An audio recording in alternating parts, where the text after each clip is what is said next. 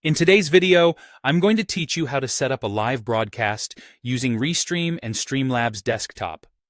Before we begin, ensure you have both a Restream account and a Streamlabs desktop installed on your computer. For this tutorial, I'll guide you through connecting these platforms so you can stream to multiple destinations like YouTube and Twitch effortlessly.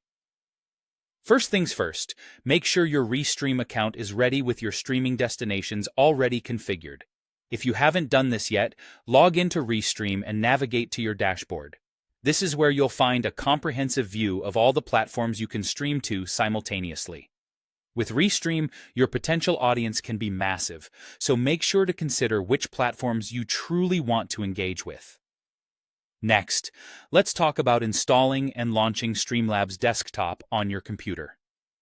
Streamlabs is a powerful tool that helps make your streaming experience smooth and interactive. If you haven't installed it yet, now is the time.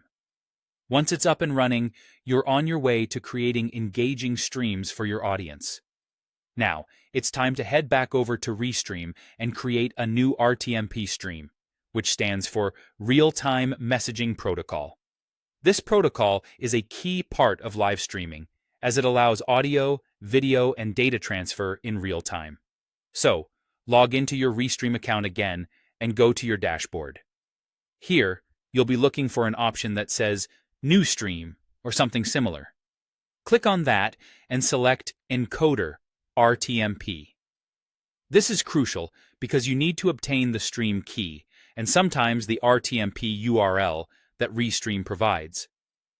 The stream key is like a password for your live stream, ensuring that you and only you are broadcasting to your channel. Make sure to copy this information carefully.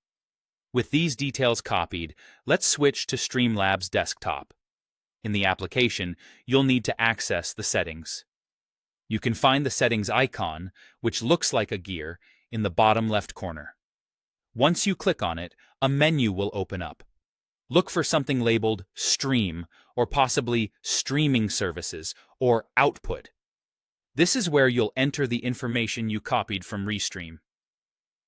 In the stream settings, you should see a Service drop-down menu. If Restream.io is listed, you can select it directly. However, if it's not an option, choose Custom RTMP or Custom Ingest instead.